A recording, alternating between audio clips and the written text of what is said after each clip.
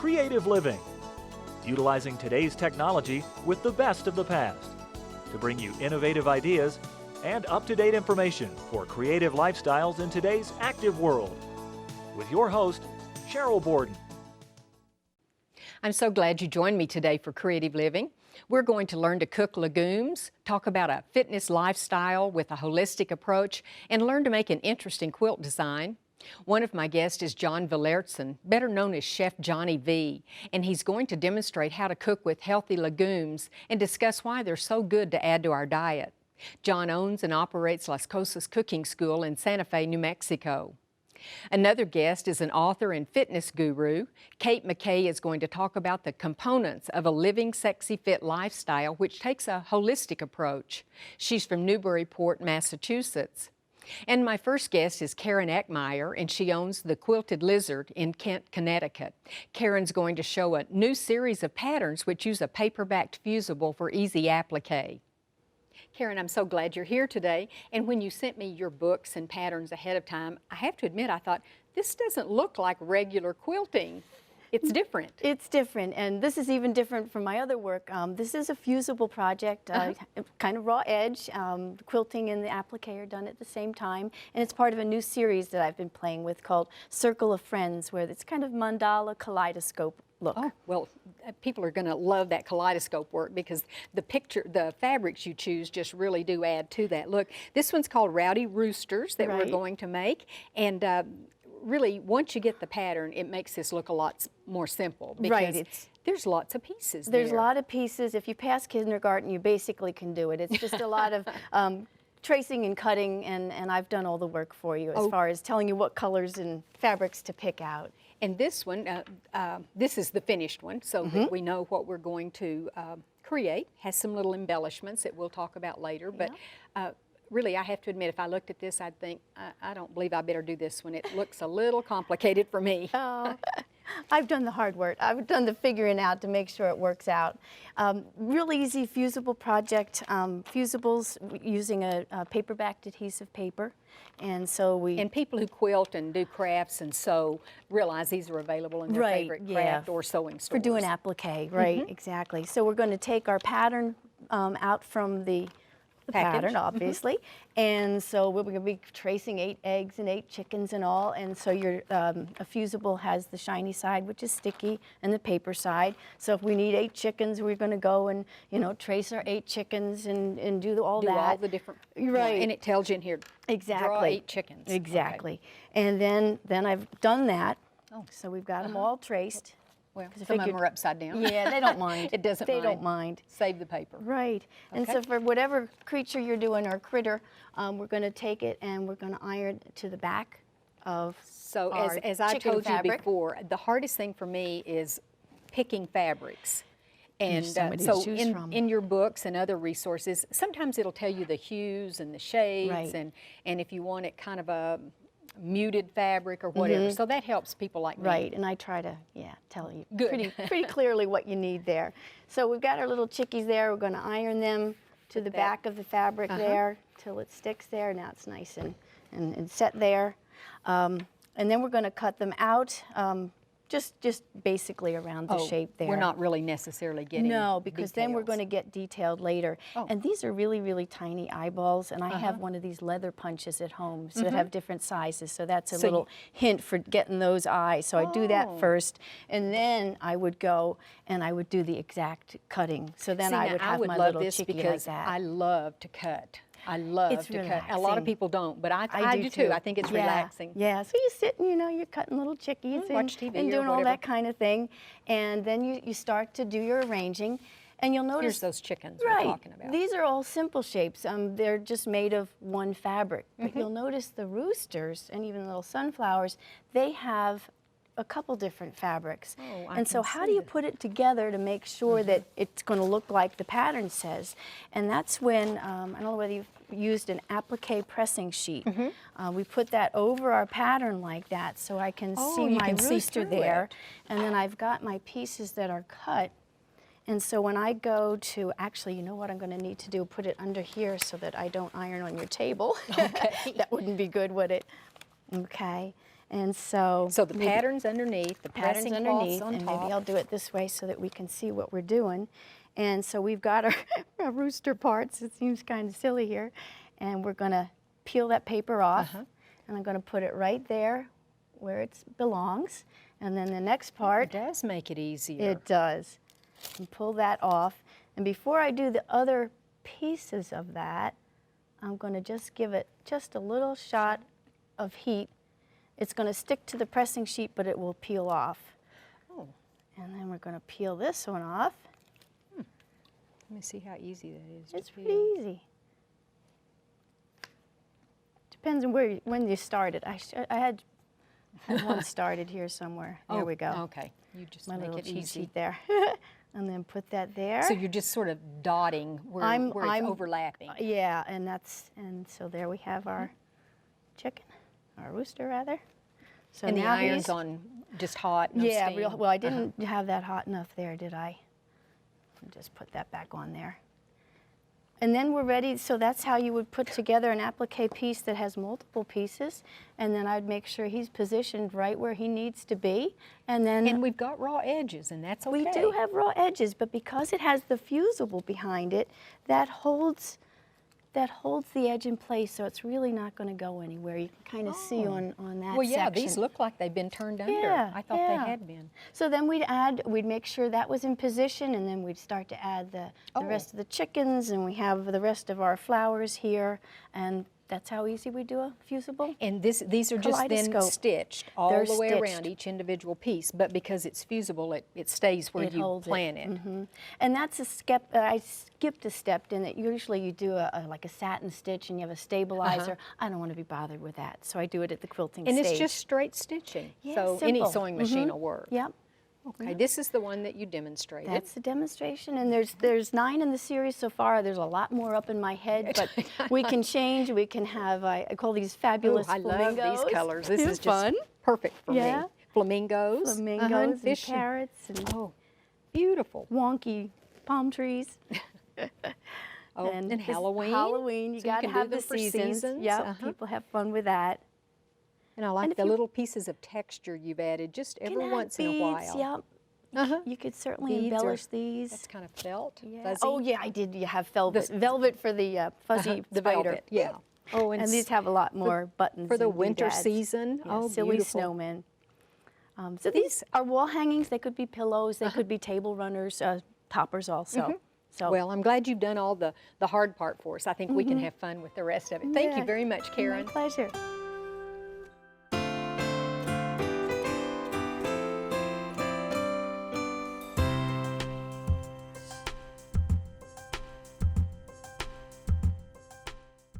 Kate, thank you so much for being with us today. I appreciated you sending the book ahead of time so that I would have time to read it. It's called Living Sexy Fit Lifestyle. Why did you decide to name it that? Well, I named it Living Sexy Fit at Any Age, in particular because, listen, I'm 51 years old. So I wrote it sort of as a joke, the title. People take it seriously, I'll have to do a little explaining. But really what sexy is about is redefining what it means to be powerfully who you are, particularly for women, right? How do we define what it means to live in celebration and honoring the gifts that you have? Because we're all uniquely different. We all came in to this world in a different box. So how do we live in honoring that process? Well, I wish we could take it chapter by chapter, but maybe we can at least cover some of the highlights. And one thing you talk about, clean eats, and obviously that could transfer to nutrition. Right. And what I really liked was when I found out that nutrition was even more important than exercise. Right. So I liked the nutrition part. Right.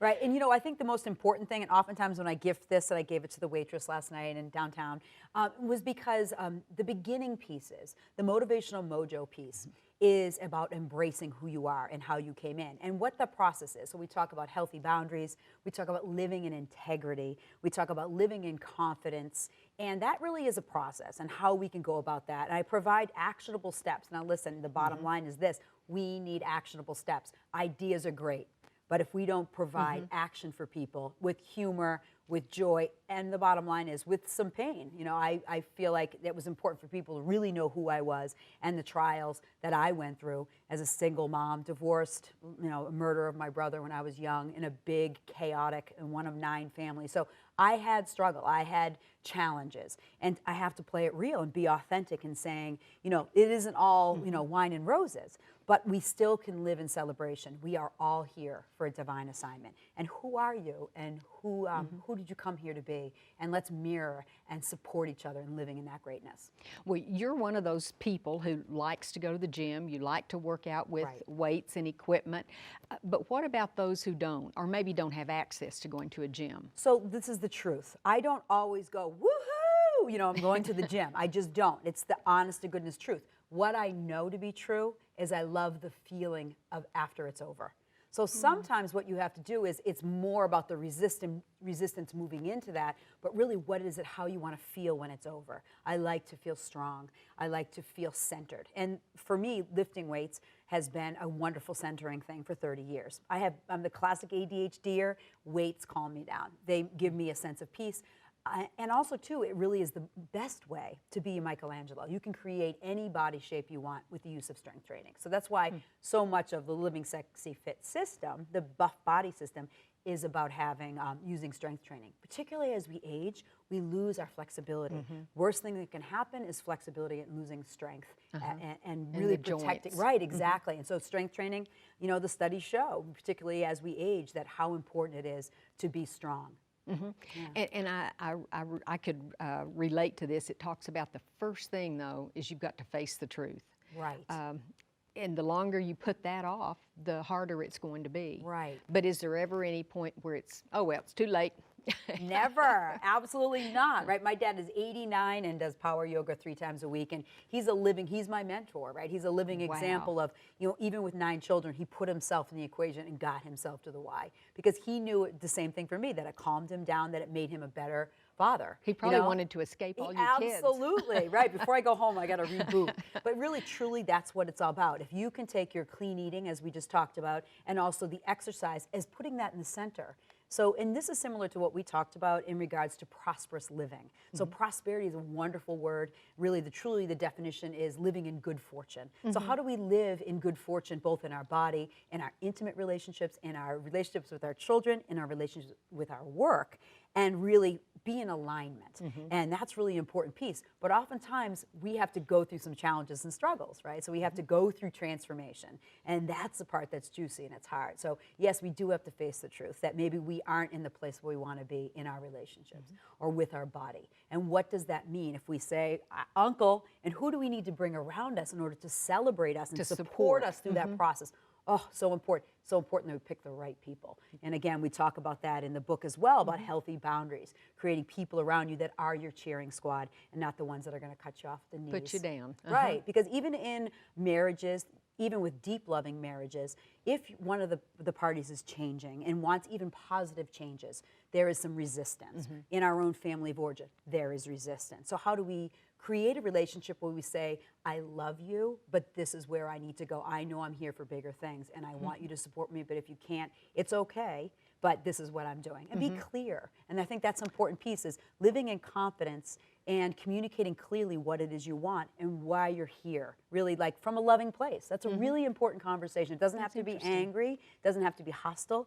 We can stay in love, and that includes self-love, for our respect for ourselves. And sometimes, and I think women especially, do so much for others, and it's hard for us to take the time for ourselves. Or maybe that's just another excuse. Well, I think it is an excuse, because there's always dishes to be done, right? So we can always, you know, how clean does our kitchen have to be before we get our gym bag and head to the gym? There's no excuses. It's non-negotiable. What are people, what are the listeners going to create today that's absolutely non-negotiable for how they're living their life?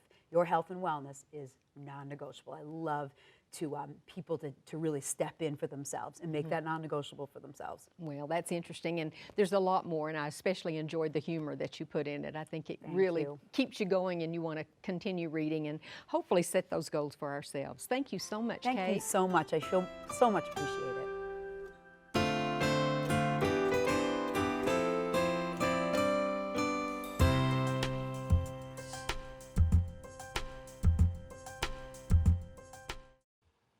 John, thank you so much for coming. When you come, you practically have to bring your whole cooking school with you, don't I know, you? I pack everything up to come. And come. Well, we appreciate it because I know everyone watching and along with myself, I always learn so many new things. I've cooked for years, but I think sometimes we get in a rut.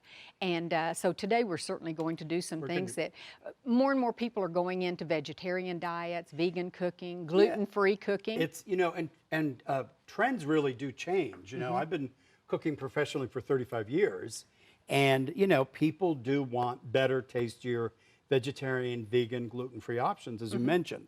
So I've started cooking with legumes more, and recently I had a doctor in Santa Fe at my cooking school who did a class aimed more at diabetics, but it was all about how to lower blood sugar naturally. And I learned that legumes are an amazing blood sugar balancing act in your bloodstream. And he actually called legumes the 2-day wonder, meaning day one when you eat legumes, so beans, lentils, peanuts, chickpeas, all of those. Day one, the legumes lower your blood sugar, and then day two, you get a second leveling. So they're amazing. So even if you're trying to cut down on the amount of carbs you eat, by taking out, say, half of your pasta in a recipe and substitute some legumes, you have a much healthier dish. So today I'm going to make two things for us. One is a vegetarian chili with legumes, with lentils and kidney beans. And then we're going to make a simple cannellini bean dip that's yummy but also legume-based. So first of all, I'm pre-cooking my lentils a little bit. These take longer than the other ingredients in our recipe. Now, do these have to be soaked overnight or anything like that? Which is good. I'm never the type of guy that remembers, oh no, I didn't soak my beans. So I'm just simmering those. And then what I'm going to do here in my pot is take some olive oil. So of course that's a healthy ingredient right there. Heat that up, and we're going to saute some white onion, which tends to be a little milder than your yellow onions. And remember to start your onions first because your garlic doesn't take as long. I had an instructor once when I was going to college, and she said, even if what you're going to prepare didn't call for onions, always have a small pan and saute onions so that when your guests came, your house smelled wonderful. And think about if you're trying to sell your house too, you know. Good idea. Have some onions going. So we're going to get those sizzling, then I'm going to add some garlic.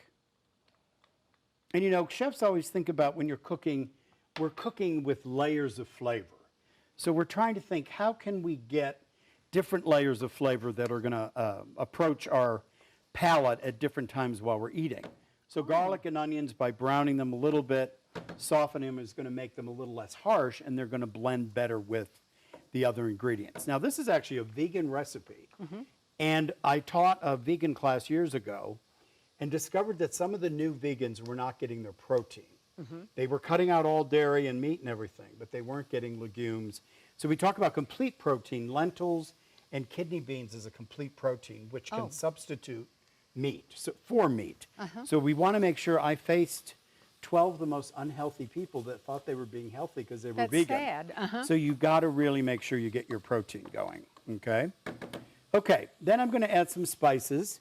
This is cumin, and Cheryl, I always toast my cumin before I cook with it. Smell how yummy that is. And of course, we use a lot of cumin in New Mexico. Then we've got some Mexican oregano, and that's a little bit of a different ingredient. That's different from Mediterranean oregano. Smell, that's more minty. Okay. And then we've got some pure ground New Mexico red chili powder. Don't inhale that. That'll open you up. But that is going to give us that wonderful, because we're trying to, trying to copy a meat chili.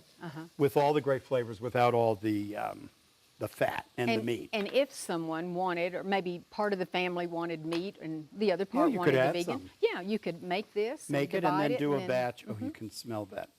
Yeah, is there smell-o-vision yet? We yes. need smell-o-vision. I can smell it. So fantastic. That last ingredient was a little sage. Okay, now I'm going to add my kidney beans. I always rinse my kidney beans or rinse any bean before you cook with them. This is just a chopped jalapeno. I do use rubber gloves when I'm chopping jalapenos. Realize that ingredient that makes them spicy can get into your eyes. Well, yeah, especially if you forget and just touch your face Yeah, anywhere. and you got to be careful. And then these are just chopped scallions and some diced Roma tomatoes. So this is going to be a nice hearty chili, but also a healthy one. And then a little bit of salt. Remember, salt's very important. And then that's a little hot. The Let me lentils. pick that up. And these are our lentils. So these I've rinsed a little bit. I always check them. Make sure there's no stones in there. Sometimes you can get. Right. I'm going to stir that together. And then our recipe has this simmer for only about 30 minutes, really, just until your lentils are nice and tender. So we'll let that simmer. I'm just adding plain water. This is an inexpensive recipe. We're going to let that simmer. And then when we serve this, I'm going to serve it with some low-fat sour cream, more chopped jalapenos, cilantro, and that'll be good to go. Okay. Okay, now we're going to make a ready for the cannellini bean dip. So this is a little bit like hummus, a little bit like baba ganoush is a creamy dip. And so these are cannellini beans that I drained once again. This is tahini. And I've never heard of tahini that. is a sesame paste. You buy it in a jar. Usually it's in the peanut butter section. It's an interesting. Tahini. Used tahini, and it's used in a lot of Middle Eastern recipes. So, and then we've got a lot of garlic there. We're just going to throw all that in. This is a real quick recipe because everything goes in the blender. Salt, pepper, and some red pepper flakes just to give it a little bit of a kick. And then I'm going to use my little juicer here, which is a nifty gadget. We're going to put our lemon cut side toward the holes, give that a little squeeze. Boy, you don't waste a you drop don't that waste a way. single And no drop. seeds come out. That's what's which is great. the good thing. So we're going to put our lid on, and then we're going to turn this into a puree. Very simple. We want to make sure we get all those little garlic cloves down in there. Okay. Get it nice and smooth. Season it with a little bit of salt. I'm just going to pulse that quick again. And then I baked some pita chips. I cut up some pita bread, sprayed them with olive oil, and then just baked them for about 10 minutes so they're nice and crispy. And then we're going to eat this as a dip. So we could serve a nice mound of this. And then right at the end, we're going to add a drizzle of olive oil. Just a little drizzle. Oh, drizzle it. And a little red pepper. Oh, that. And then I Just more of a think this garnish. looks like a little Very attractive. there's that. Okay. So that would be a nice appetizer. And then for our chili, which we've got bubbling away here, we'll pretend that this has been, just long enough to make sure our lentils are nice and Blend soft. the flavors. Okay. Flavors come together. And boy, in the winter, this is a great I bet it is. dish that will totally. And like you say, it's so hearty. Yeah, very hearty and very healthy.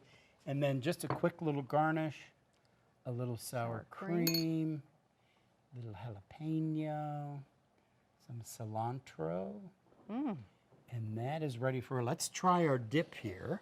Okay. See what we think.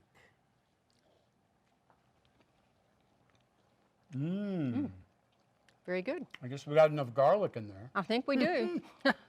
Thank you very much for showing us how to use things that maybe we haven't worked with, and maybe some of the family wants the vegan diet and some don't. So Yeah. it's And certainly versatile. something good for everybody Good, and healthy. and healthy. Thank you Thank very you. much, Johnny.